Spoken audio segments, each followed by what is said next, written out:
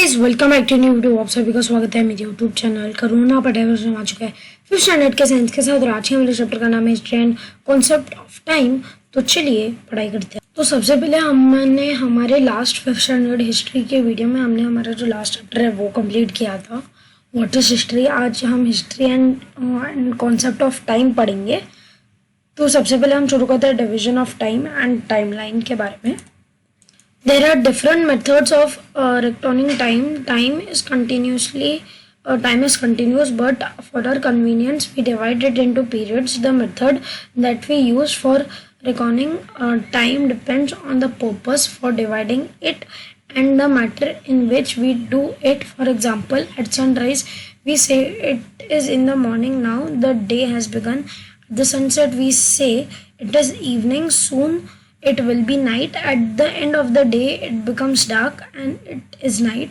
It means that we divide the day into two parts, day and night. तो दो type के day होते हैं, एक डे जो 24 आवर्स का डे होता है और दूसरा एक डे जो जिसमें सनलाइट का टाइम होता है डे। तो that is how it day and night ऐसा वो करते हैं। हम एक दिन को दो पार्ट्स में डिवाइड करते हैं, एक तो सूरज दिन और फिर दूसरा रात। ये ऐसे दो पार्ट्स में हम इन दोनों को डिवाइड करते हैं। तो ये एक एग्जांपल हो गया कि कैसे हम हमारे कन्वीनियंस के लिए टाइम को डिवाइड करते हैं दोस्तों, और उसे कैसे यूज़ करते हैं और उसको कितने पीरियड्स में हम डिवाइड करते हैं। Our earth rotates around its axis at a certain speed. Similarly, it also revolves around the sun. The sun has its own light. We receive light from the sun. However, we see light only in daytime. Nights are dark. How does this happened. तो अर्थ का क्या होता है, okay मैं आपको एक बात बताता हूँ। अर्थ अपने एक्सिस के अराउंड रोटेट करता है एक सर्टेन स्पीड में। सिमिलरली वो हमारे अर्थ के आजू बाजू चक्कर काट रहा है, वो रिवॉल्व कर रहा है। तो सन की तो खुद की लाइट है, हमें सन के लाइट से लाइट आती है, ठीक है। However we see light only in day time, nights are dark. How does this happen. तो एक सर्कल होता है, एक सर्कल है, उसके दो अगर हमने उसको बीच में से काट दिया तो उसका एक पार्ट रहेगा हाफ और एक पार्ट दूसरा हाफ। तो इसके कारण जो पहला हाफ है जो सन को फेस कर रहा है उसको लाइट मिलेगी, और जो दूसरा पार्ट है जो फेसिंग सन के पीछे उधर लाइट नहीं रहेगी, तो वहाँ पे डार्क हो जाएगा, वहाँ पे अंधेरा हो जाएगा और वहाँ पे नाइट हो जाएगी। जैसे अर्थ घूमता है, जो काला पार्ट होता है वो डे में आ जाता है और जो डे पार्ट होता है वो नाइट में आ जाता है। Simple as that how earth का रोटेशन हमारे डे एंड नाइट के साइकिल को काम करता है। As the earth rotates around its axis, the part of its surface which turns towards the sun becomes bright. जैसे अर्थ उसके एक्सिस के अराउंड रोटेट करता है, जो पार्ट है जो सन को फेस करता है वो ब्राइट होता है, और जो पार्ट सन के अलग डायरेक्शन में जाता है अवे फ्रॉम द सन वो डार्कनेस में जाता है। The earth takes 24 hours to complete one rotation around its own axis. This 24 hours are approximately divided into 12 hours of daytime and 12 hours of night time। तो अब भी आपको समझ में आ चुका है, जो मैंने पहले बोला वो यहाँ पे डिफाइन किया गया है कि अर्थ की रोटेशन हमारे डे एंड नाइट के साइकिल को कैसे फर्क पड़ती है। तो अर्थ को पूरा एक रोटेशन कंप्लीट करने 24 आवर्स लगता है, उसके 12 घंटे दिन के होते हैं और उसके बाकी 12 घंटे रात के होते हैं दोस्तों, ऐसा कहा जाता है।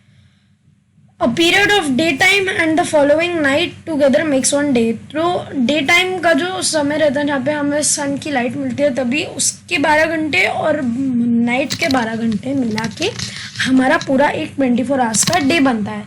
तो 7 days from Monday to Sunday make one week. एक मंडे से लेके संडे तक हमारा एक वीक बनता है, और 2 वीक्स एक फोर्टनाइट बनाते हैं, 4 वीक्स एक मंथ बनाता है दोस्तों। सो हाउ ये ऐसे काम करता है कि सर मुझे आपको बताने की ज़रूरत भी नहीं है, हर एक बच्चे को पता है कि कितने वीक्स क्या बनाता है। ये हमने सब 3rd और 2nd स्टैंडर्ड में पढ़ लिया था। This manner we record time in bigger and bigger units. 1 year is followed by another, and when 100 years go by, a century is completed.